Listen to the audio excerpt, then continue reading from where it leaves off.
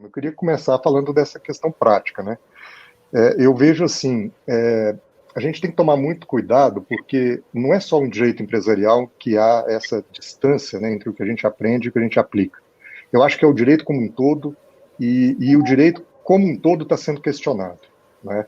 Então, cada vez mais nós temos uma distância da academia com o mundo real, com a economia, né, com o mundo prático, com as empresas. Eu tive no Vale do Silício em 2017, e o grande segredo do sucesso ali é a proximidade da academia com as empresas. E no Brasil a gente fez um caminho contrário. E aí quando eu vejo uma professora, como você, Fernanda, com a sua qualidade, se sentir distanciada do mundo prático, eu vejo que é exatamente esse sintoma de uma doença que a gente tem no Brasil, que é a pouca valorização da academia, né, da educação, da universidade. E aí a universidade parece que está falando para doido, não é? Porque quando a gente é ensinado, eu lembro, por exemplo, quando eu aprendi na faculdade preparo, né, preparo recursal. Cara, aquilo ficava tão distante da minha realidade, mas era tão maluco. Preparo recursal até o dia que eu fui ao fórum para tirar uma guia, ao tribunal para tirar uma guia de custo de um recurso, que eu entendi que aquilo caiu a ficha do que era um preparo, uma recursal. Então a gente tem realmente essa distância, e aí quando a gente fala assim, o que eu tenho que fazer, né? Buscar a técnica ou buscar a prática, né? Como é que eu faço essa transição da técnica para a prática? Eu acho que a pergunta tem que ser o contrário, né? Tinha que ser invertida. Como é que eu faço a transição da prática para a teoria? Porque a técnica hoje é uma commodity. O profissional, ele não vai ser mais diferenciado pela técnica que ele tem. Isso é uma obrigação básica. Se ele não tiver técnica, esquece, ele está totalmente fora do mercado. Mas cada vez mais o profissional do direito, e no direito empresarial não é diferente, vai ser demandado por outras competências, por outros atributos que não somente a técnica, né? Porque daqui a pouco a técnica está sendo resolvida pela tecnologia. O direito está sofrendo uma disrupção absurda pela tecnologia. É uma das maiores áreas a sofrer disrupção tecnológica, é o direito. E isso vai atacar exatamente a técnica. Então, a técnica é uma obrigação básica de todo advogado, porque daqui a pouco há ferramental para que ele busque a técnica, né? Mas o que vai fazer a diferença é a vivência. Então, a questão prática torna a ser bastante relevante nessa equação do profissional, porque é isso que vai fazer com que ele seja realmente um profissional diferenciado. Então, a pergunta não é essa, a pergunta é qual é a técnica necessária para mim? Qual é a técnica necessária para mim? Porque se o mundo está mudando, o direito também está mudando. Você acabou de falar, Fernanda, da Lei 11.101. Olha a quantidade de legislação que o ano de 2020 produziu. No direito privado, o ano de 2020 foi extremamente fértil, porque a gente teve que fazer uma adaptação absurda para algo que ninguém previu. Só Bill Gates, né? Que era a pandemia. Então, a cada vez mais eu preciso estar atento a qual é a técnica quente. A Lei Geral de Proteção de Dados ia entrar em vigor agora, depois ia entrar em vigor ano que vem, e depois, de repente, já está em vigor. Quer dizer, qual é o tema quente que eu preciso conhecer? Porque o empresário precisa que a gente entregue para ele aquilo que é a sua necessidade, né? Então, a gente tem que saber direito? Sim, eu tenho que saber a técnica. Mas eu tenho que saber aplicar. Não adianta a gente ter uma receita de bolo se a gente não fizer o bolo. Na medida em que eu vou lendo a receita, eu posso decorar a receita. Mas se eu não for quebrar os ovos, pegar a farinha, misturar a massa, colocar aquilo para assar, nunca vai sair um bolo. E quanto mais bolo eu asso, um melhor boleiro eu fico, ainda que eu tenha esquecido a receita que um dia eu decorei, porque aquilo já vai fazer parte da minha vivência, né? Então, para mim, é isso. Existe um professor que falou esses dias na USP, citando um livro do Roberto do Abile, que ele falou assim, teoria é quando você sabe o porquê, mas não sabe fazer. A prática é o inverso, é quando você sabe fazer, mas não sabe por quê. E aí no livro ele fala, aqui a gente alia teoria e prática. Não sabemos o que fazer e não sabemos o porquê. A gente não pode ser assim, né? E eu queria fazer essa pergunta para o Marlos. Marlos, qual é o seu ponto de vista dessa demanda de direito empresarial, de profissionais qualificados no direito empresarial e em áreas afins, que nós estamos vivendo agora? Como é que você acha que está esse cenário? Como que ele vai se desenvolver? Eu sou alguém que está, até pela minha trajetória, né, pelo tempo que eu tenho de mercado, eu estou, neste momento, observando muito para onde o mercado está indo. Quando a Fernanda fala que nós viveremos a Revolução 4.0, né, ela já está acontecendo, né? Então, nos Estados Unidos, a maior parte dos jovens advogados já não conseguem emprego. Já existem softwares e inteligência artificial que substituem boa parte do trabalho que eu fazia quando era estagiário. Então, na minha época, quando eu comecei a estagiar, depois eu conto um pouco a minha história, eu ia para o fórum com um pacote de fichas no papel para olhar os processos no balcão do fórum. Então, eu era o estagiário que olhava todo dia o andamento dos processos e voltava para o escritório com o que se fazer. Hoje já existem escritórios brasileiros utilizando softwares em que o cliente recebe a citação de uma ação, ele não precisa nem ligar no escritório, ele passa um e-mail para o escritório, o software lê o e-mail, vê do que se trata, vai no site do tribunal, faz o download do processo, lê o processo, entende o que está sendo pedido, vai no seu banco de dados, monta a petição, a contestação a partir do que está sendo pedido, parametriza tudo aquilo e passa para o advogado revisar. Então, todo o trabalho que antes eu fazia, de olhar andamento, de eventualmente tirar cópia de processo, de eventualmente fazer pesquisa nesse momento em que eu era estagiário, e depois, como advogado júnior, de pensar na contestação, rascunhar alguma coisa, para então o advogado sênior, o sócio do escritório revisar, essa etapa anterior, toda ela está sendo substituída por automação, com inteligência artificial. Então, essa é uma realidade que vai afetar, e já está afetando os Estados Unidos, isso já está chegando no Brasil, profundamente o setor. Então, assim, a minha fala para vocês hoje aqui é uma fala de alerta. Estejam atentos. O mercado jurídico para vocês é muito mais desafiante do que foi para mim, muito mais desafiante do que foi para a Fernanda. Porque, além da quantidade de gente que se interessa por direito, na minha época não era tanta gente assim, hoje nós temos 1.200.000 advogados no Brasil. Então, além da quantidade de advogados, e aí o conhecimento passa a ser um diferencial, né, porque você tem uma massa de concorrência muito grande, nós estamos tendo uma substituição do humano, uma automação daquilo que é a força e daquilo que é a inteligência. Então, o humano está cada vez mais perdendo a sua importância. Então, a pergunta, como eu vejo essa quantidade de advogados empresariais sendo demandado, a pergunta é assim, será que a gente está sendo ágil, né, para conectar essas mudanças de mercado? Porque o empresário, nós precisamos entender o que ele quer. O empresário quer lucro.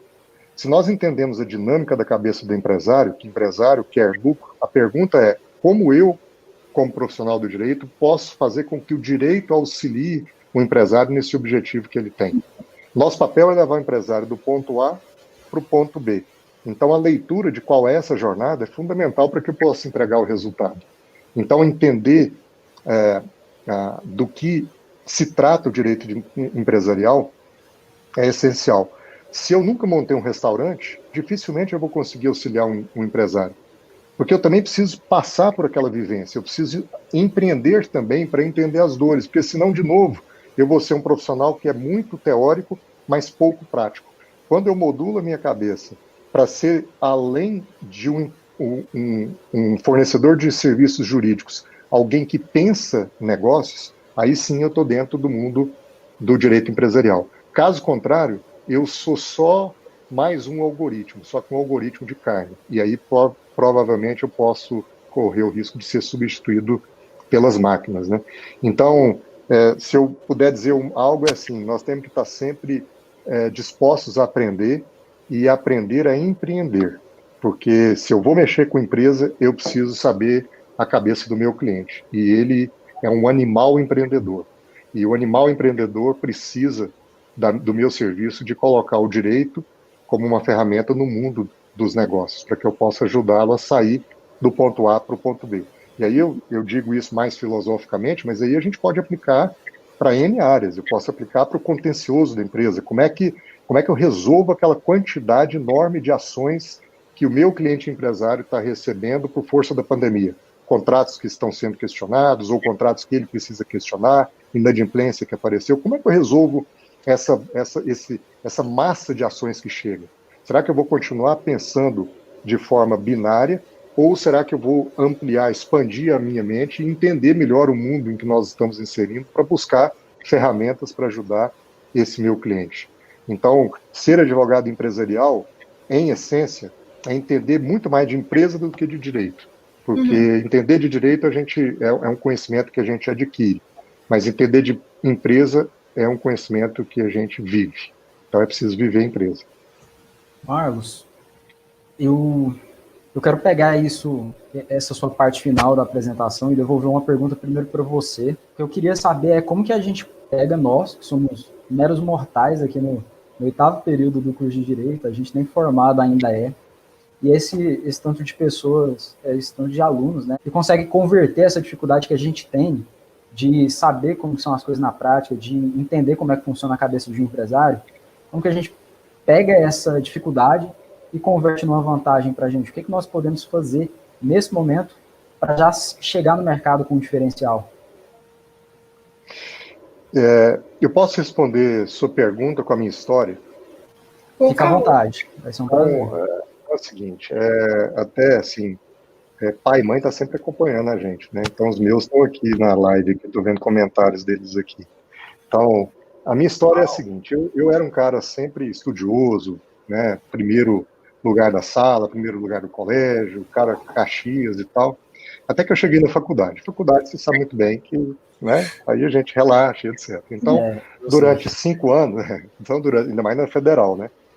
Em que a gente tem ali, né, eu não sei como está hoje lá, mas na época a gente tinha, assim, era a mesma turma sempre, então não era por matérias e tal, a gente estava sempre andando junto, então você acaba tendo as suas maiores amizades ali, e obviamente é uma fase em que você descobre também a diversão, e aí por aí vai. Então, na faculdade, eu fui um Caxias Relatos, quer dizer, estudava assim, nada, passava com notas boas, porque eu tinha uma facilidade, mas nem... Cara, eu cheguei no 5º ano de faculdade, né, sem saber muita coisa de direito, né? Bom, porém, eu trabalhava com meu pai, na empresa dele. E naquela época ele tinha uma empresa do ramo automotivo, fazia alinhamento, balanceamento, fazia serviços em carro, vendia amortecedores, não sei o quê. E eu era o cara que trabalhava com ele, né, vendendo essas coisas. Então eu recebia o cliente, eu encaminhava o cliente ali, fazia o atendimento, fazia o orçamento, negociava com ele. E um dia, quando eu estava iniciando o 5º ano de faculdade, um amigo meu virou para mim, ele era estagiário, mas era o nosso amigo rico, né? Sabe aquele estagiário assim que no escritório já está ganhando grana, porque é o estagiário já advogado, não tinha OAB, mas ele já aprendeu, ele trabalhava com um escritório que fazia lei de locações, então, puxa, aquilo ali ele aprendeu o sistema e já era um advogado lá dentro e tal. Ganha dinheiro, ele virou para mim e falou assim, mas você não vai estagiar, não? Isso no 5º ano de faculdade, eu falei assim, puxa mesmo, eu não estagiei, né? E aí que eu fui, então, buscar um estágio. Ele falou assim, tem um escritório que está precisando de um estagiário, eu conheço, você podia entrar lá. Entrei no escritório. Quando eu entrei no escritório, eu saí da empresa dos meus pais, né? E aí fui somente ao 5º ano buscar essa prática. Quando então eu percebi que eu precisava remir o tempo, né? Então, eu entrava naquela época, a gente pagava para aprender. Então, eu fui estagiar sem remuneração, porque eu queria, para mim, a contrapartida era exatamente a prática. E, como todo bom estagiário, eu pegava o lixo do escritório. Então, era tudo quanto é tipo de ação que ninguém queria, e nas mais variadas áreas, eu buscava esse tipo de coisa, corria atrás para que eu pudesse trabalhar nisso aí. Não almoçava. Eu pegava alguma coisinha, subia para a biblioteca do escritório para aproveitar o horário de almoço para estudar. À noite eu saí do escritório, eu era o primeiro a chegar no escritório, chegava 8 horas da manhã, quando era 6 horas da tarde eu saía e às 7 entrava num cursinho preparatório para concurso. Eu queria concurso? Não. Eu queria usar aquela metodologia para remir o tempo. Então, eu devo ter feito uns 3 ou 4, ou seja, de 6 meses, então foi 1 ano e meio, 2 anos nessa reciclagem do vácuo, né? E paralelamente, eu trabalhando no escritório e buscando e adquirindo toda a prática. Então, e depois disso, eu já paralelamente, comecei a sempre fazer especializações. Então, fiz direito tributário, depois fiz direito empresarial na GV, depois fiz direito civil, processo civil, depois direito corporativo, depois fusões e aquisições, agora finanças, M&A, equity. Então, eu estou sempre buscando isso, mas não fui para essa área mais acadêmica, de mestrado, doutorado, etc. Então, eu me preocupei muito na minha formação. Não é que eu me preocupei, a vida foi me levando para a minha formação na prática. Ou seja, a pessoa que eu sou hoje foi fruto de toda uma construção muito mais pragmática do que a acadêmica. Eu busquei o acadêmico, mas eu encaixei depois que uma prática tinha entrado. Então, quando eu estava na empresa do meu pai, eu sabia quais eram os desafios do relacionamento com o meu fornecedor. Eu aprendi negociação no tete-a-tete. Depois eu vi na teoria que aquilo era o que eu fazia, ou aperfeiçoei aquilo que eu fazia. Então, quando eu negocio, você falou da operação da Burger King. Quando eu participo de uma operação como essa, né, que Burger King fez o IPO em dezembro de 2017, e eu participei do IPO fazendo a venda do maior franqueado da rede no IPO, né, a gente é uma estrutura que já dá outra palestra, né, porque foi bem interessante, mas o que eu estou negociando ali era a mesma lógica do amortecedor que eu vendia. Em essência, existe um palco formado por seres humanos e existem interesses que, a princípio, são divergentes e que eu preciso trabalhar para que aqueles interesses convirjam para um determinado ponto. Tudo é negociação. Eu negocio com minha esposa todo dia ao sair de casa, eu negocio com os meus filhos todo dia. Então, a gente não pode dissociar nada da nossa vida. E, portanto, se vocês querem se preparar bem para o mercado de trabalho, não fiquem somente no banco de faculdade. O maior desafio meu, eu já tenho 23 anos de profissão, e eu, ao longo do tempo, é todo dia recebendo currículo e tal, ou seja, o maior desafio que eu vi acontecer ao longo do tempo foi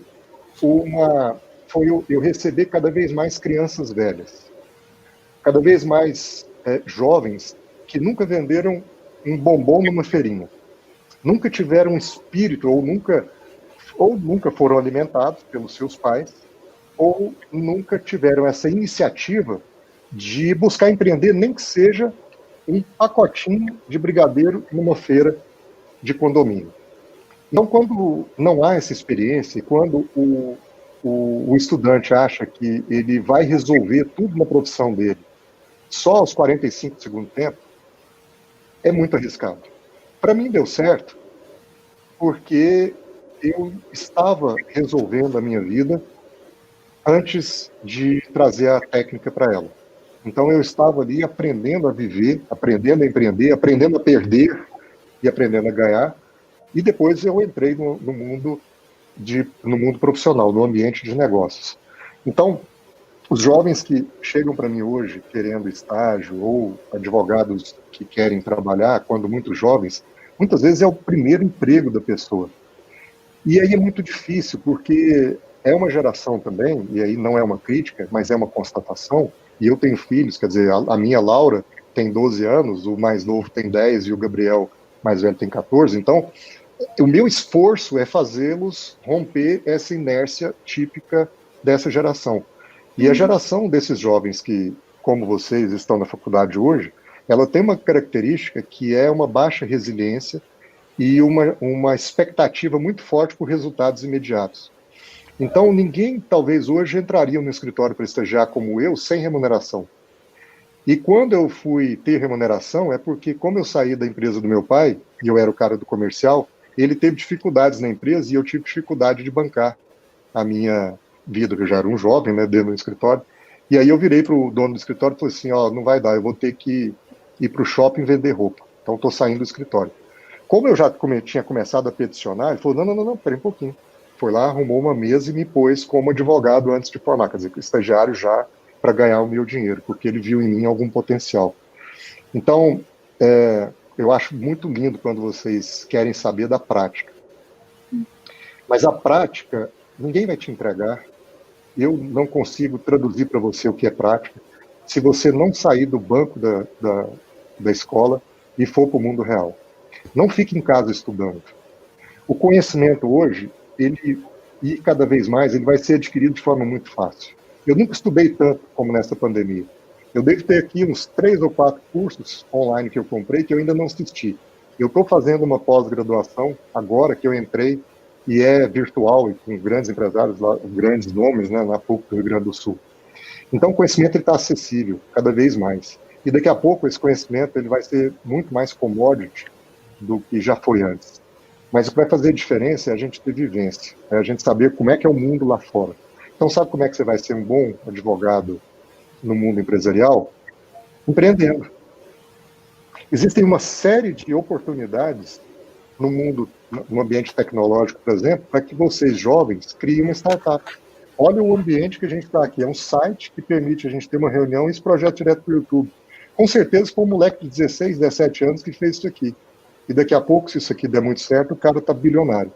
Só que ele pode ser advogado também, ele pode ter essa veia empreendedora, e é fácil empreender com startup hoje, em alguma medida, e ele aprende a viver esse empresário. E depois ele vai conseguir assessorar uma grande empresa, porque ele viu a dor do seu cliente. Porque senão a gente fica falando nas paredes. E o nosso cliente vai dizer, fala assim, puxa, mas você nunca passou por isso? Como é que você está me orientando? É como eu aconselhar casais sem ser casado. Eu aconselhar pais a criar filhos sem ter filhos. Fica desconectada essa realidade com essa prática. Então, para mim, a matéria mais importante dentro do direito empresarial é ser empresa, é negócio, é aprender o que é uma empresa, porque o resto a gente resolve fácil. Qual tipo de serviço você presta mais para você conseguir realmente fazer que um empresário saia de um ponto e vá para outro, né? Na sua prática, que tipo de serviço você presta mais para esse empresário para poder ajudar ele no mundo de negócio da empresa dele? Eu vendo para ele inteligência estratégica. Então, é o seguinte, na minha experiência, né, o que eu vejo? Se a gente for olhar o advogado do futuro, como é que vai ser esse cara? Né? Primeiro, a gente tem que repensar e desenvolver tudo que é hard skill, né? Tudo que não está sendo ensinado na faculdade. Então, como eu disse, a gente tem que entender quais são aqueles temas mais quentes que precisam ser estudados. E aí a gente vai atrás desse estudo. Então, por exemplo, se eu quero ajudar o meu cliente, eu preciso, e meu cliente é a empresa, eu preciso entender de finanças. Eu preciso entender como é que eu avalio uma empresa. Quais são os drivers de valor na empresa do meu cliente. Por quê? Porque se eu entendo o que gera valor naquele ativo dele, que é a ação ou cota, então eu consigo contribuir com o meu trabalho entregando para ele alguma estratégia que esteja ligada ao direito, mas que o leve a ter uma valorização daquele ativo. Porque em algum momento, na minha experiência, né, você perguntou da minha experiência, em algum momento eu vou querer ajudá-lo a vender aquele negócio. Então, quanto mais de finanças eu entender, mais eu consigo entregar. Quanto mais de contabilidade eu entender, mais eu consigo orientá-lo, por exemplo, quanto aos aspectos societários e tributários. É inadmissível alguém trabalhar com direito tributário ou societário sem conhecer de contabilidade. E eu não digo minimamente, eu digo razoavelmente de contabilidade. Então, contabilidade é um conhecimento decisivo para quem quer trabalhar nessa área. Não dá para eu ajudar meu cliente sem levá-lo do ponto A ao ponto B, sem entender de economia. Eu preciso entender o que está acontecendo, eu preciso entender por que a taxa de juros está onde está no Brasil. Eu preciso entender quem decide taxa de juros e que bicho é esse. Qual é a dinâmica que faz com que um país estabeleça uma certa taxa de juros com relação ao fluxo de capitais internacionais. Por que ele está fazendo isso? E o que a crise tem a ver com isso? Porque quando eu entendo essa situação econômica, eu consigo também entregar para ele alguma estratégia, alguma inteligência estratégica para ele poder aplicar na empresa dele. Eu preciso entender a administração de empresas, porque senão eu vou bater cabeça quando eu entrego algum aconselhamento dentro da empresa e aquilo não tem uma cadeia de comando muito bem organizada. E se eu identifico isso, eu preciso orientar também. Eu preciso entender de psicologia. Eu preciso entender de psicologia porque, no fundo, nós somos uma ciência humana. E o nosso material de trabalho são seres humanos. E o nosso empresário, o nosso cliente, é um ser humano. Se eu não entendo a psicologia, eu não consigo negociar com o meu cliente e não consigo ajudá-lo a negociar com as pessoas. E, como eu disse, a negociação vai passar por todas as áreas dentro do direito empresarial, civil, trabalhista, enfim, todas as áreas vão demandar essa habilidade em conhecer as pessoas. Eu preciso entender de riscos, eu preciso entender, olhando para a empresa, quais são os riscos em que ela incorre. Eu posso não ser especialista na área ambiental, mas se eu entro dentro da indústria do meu cliente, eu preciso bater o olho e ver que aquilo tem alguma coisa errada, para que então possa fazer o aconselhamento correto e indicá-lo que trate um risco ambiental que porventura ele esteja incorrendo. Eu preciso entender de governança, porque uma empresa só é melhor, só leva o empresário do ponto A para o ponto B se no ponto B tiver governança envolvida. Porque senão ele vai continuar sendo uma empresa familiar que não entendeu o processo de ser empresa, que continua sendo a física com a jurídica, que continua incidindo ali direto no artigo 50 do Código Civil. Então, no Brasil nós temos esse problema. Nos Estados Unidos, toda padaria tem capital aberto na Bolsa. Mas no Brasil, a cultura societária é muito baixa. Nós não temos aqui isso tem mudado, né? Mas nós não temos aqui a cultura de adotar as melhores técnicas de organização usando o direito societário, para usar só o direito societário como exemplo, né? Então, o que eu faço? O que eu faço é ajudar os meus clientes nesse processo. Se o meu discurso final é ajudá-los a vender o negócio ou receber um investidor, que no fundo é uma transação societária, ou mesmo resolver a sucessão do meu cliente pela venda da empresa, em que então ele liquida aquele ativo e converte em dinheiro e agora ele pode trabalhar melhor a própria sucessão do dinheiro, né? Se eu sei onde é que eu vou chegar com ele, então eu posso entregar um monte de trabalho antes, que é vender para ele uma inteligência estratégica de como ele se prepara para esse momento, como ele corrige os riscos da empresa, como ele melhora a contabilidade que está furada, como ele faz uma estruturação societária melhor, como ele resolve governança, como ele gera valor na empresa para que lá naquele ponto B que eu preciso que ele chegue, nós estejamos juntos, mas melhor avaliados. Então, eu acho que esse é o futuro profissional do direito, é aquele que, para além de hard skill, que é entender esses temas quentes, né, que são competências técnico-funcionais, ele desenvolve também soft skill, que são inteligência emocional, por exemplo, né, aspectos de liderança, que ele entende o que é mais empatia, né, entender o que é mais relevante para a pessoa. Essas competências socioemocionais é o que vai, na minha opinião, diferenciar esse advogado do futuro. Por isso que eu volto a bater na técnica. A gente não pode descuidar da técnica, a gente precisa realmente aprender bastante, mas não é só isso que vai fazer um advogado de êxito no futuro. Não é mais isso que vai fazer um advogado de êxito no futuro. Os escritórios brasileiros estão sendo desmontados na pandemia e talvez não serão remontados. Todo mundo está aprendendo a trabalhar de casa e muito desse futuro de disrupção na advocacia foi acelerado nesse momento. Nós temos uma série de law techs, de legal techs no país, com soluções brilhantes para várias áreas em que antes eu precisava de estagiário, que antes eu precisava de advogado júnior, e que agora, de repente, eu consigo automatizar. Então, quando a pandemia passar, muitos escritórios já não serão do tamanho que eles eram antes. E onde nós vamos estar? Nós, os profissionais.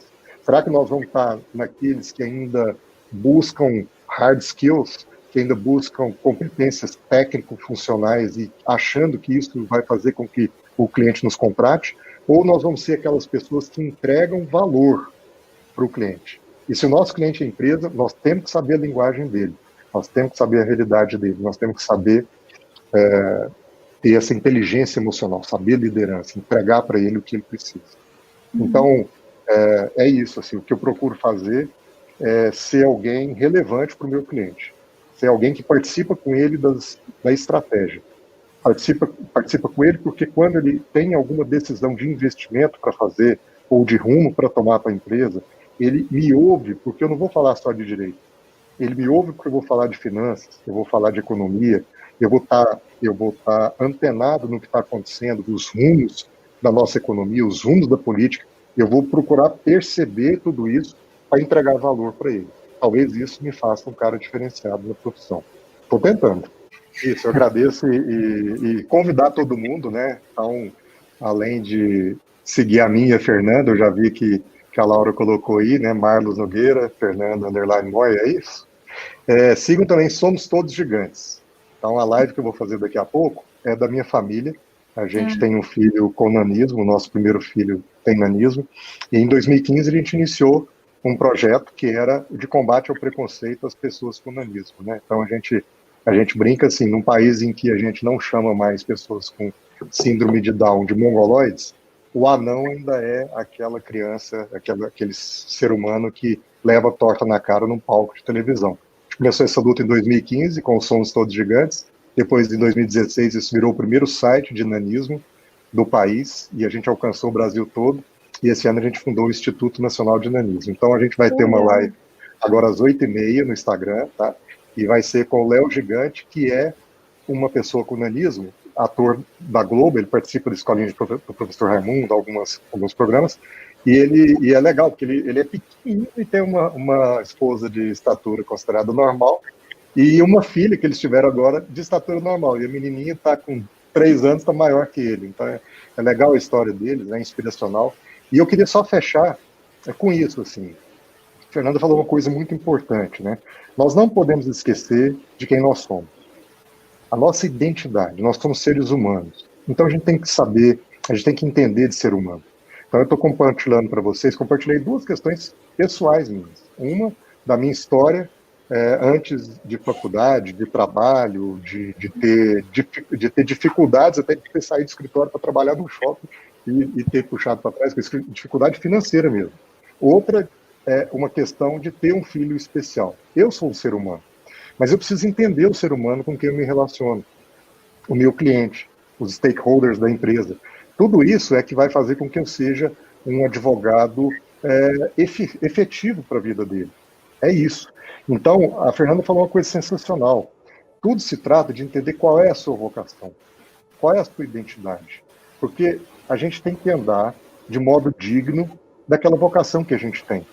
Então, se eu descubro a minha vocação, a minha é essa. Eu também nunca pensei em fazer concurso. Eu gosto dessa adrenalina. E mais do que isso, eu gosto de colocar as pessoas para convergir num determinado ponto.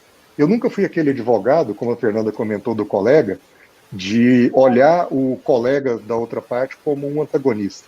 Eu sempre fui um cara que busquei acomodar interesses. Se a gente vê a frase aqui na parede do escritório, né? Tá ali, ó, repensar e reconstruir. Negócios e relações societárias mais sustentáveis e responsáveis, acomodando interesses e gerando compromissos para o futuro. Então eu sempre fui esse cara que busquei construir caminhos, construir pontes. Isso está no meu DNA. Mas eu poderia ser um cara do contencioso, um cara briguento, um cara guerrido, e nisso, às vezes, é importante. Mas esse é o meu dom, isso é quem eu sou. Então, cada um aqui vai ser de um jeito. Tudo que eu estou dizendo aqui de dica é a partir da minha experiência. Não significa que vai dar certo para você ou não. Mas eu diria assim, como uma mensagem final para fechar, para a gente ir lá para outra live, né? Eu diria assim, é essencial para um advogado, seja ele qual dom tiver, que ele tenha um espírito empreendedor. Empreendedorismo é um estado de espírito, é um jeito de fazer as coisas.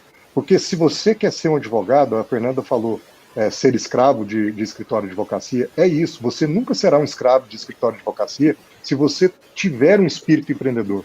Tudo que eu mais desejo perto de mim é gente com espírito empreendedor, porque aí eu consigo receber colaboração. A outra coisa é a gente entender a época que a gente está vivendo, né? A sociedade do mundo, né? E o direito também está sendo hackeado. Então, não é uma época de mudanças, né? É uma mudança de época. Então, eu preciso entender tudo isso. Hoje é uma sociedade que ela é híbrida, ela não é nem online e nem ela é offline. Ela é on-life. Quer dizer, toda a situação do digital, ela invadiu as nossas vidas e isso veio para ficar. Então, não adianta. O mundo mudou. A gente não vai conseguir clientes por indicação mais. Esquece isso. O direito está sendo questionado, o cliente está muito mais exigente. Eu não consigo autoridade na minha profissão frequentando clube social mais. Acabou, essa época não existe mais. E nem tanto a educação está só offline. Cada vez mais isso está disponível, e cada vez mais para mais gente. Então, também é difícil para mim ter autoridade, por exemplo, num ambiente autoral físico, livros. Cada vez mais as pessoas vão buscar essa autoridade naqueles em que elas enxergam lá no ambiente digital. Então, no ambiente digital, as pessoas buscam o quê? Buscam diversão, buscam relacionamento e buscam educação. Uma dessas 3 coisas ou as 3 coisas juntas. Você vai conseguir ter autoridade no seu mercado quando você compartilhar, você entregar conhecimento de uma forma leve e relacional. E esse mundo que a gente vive é esse mundo de rede. Então, eu preciso entender essas conexões que são feitas e traduzir todas essas redes para as minhas relações. Isso também não pode ficar só no online. O networking, para um advogado, é extremamente importante, né?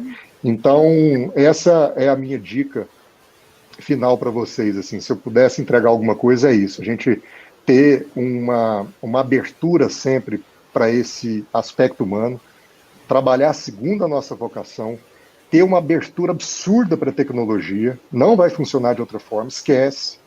Olha, que é um cara de 45 anos falando para vocês são jovens, vocês conseguem mais do que eu estou aqui lutando, mas a tecnologia veio para ficar, então eu tenho que entender de algoritmo, eu tenho que entender que a tecnologia também não vai roubar o meu papel de advogado, ela só vai facilitar, porque agora ela vai tirar tudo aquilo que tomava meu tempo de ser humano e vai permitir com que eu tenha tempo de entregar a minha identidade humana para outro ser humano. O aconselhamento, a estratégia, o cuidado, a negociação, o carinho, o acomodar interesses. Isso é um ser humano que faz. Agora eu tenho tempo para fazer, porque a tecnologia vai me ajudar. E ser, por fim, o que a gente tem chamado muito aí de lifelong learning, né? Nunca parem de aprender. Consumam conhecimento. Porque tudo que a gente disse aqui não é relativizando o conhecimento, ele é muito importante. E isso é que vai fazer o diferencial, né? Tá bom? Exatamente isso. Obrigado, Marcos. Contem comigo sempre. Sempre quiser conversar, estou à disposição. Muito obrigada. Muito obrigado. Valeu. Estaremos sempre abertos também.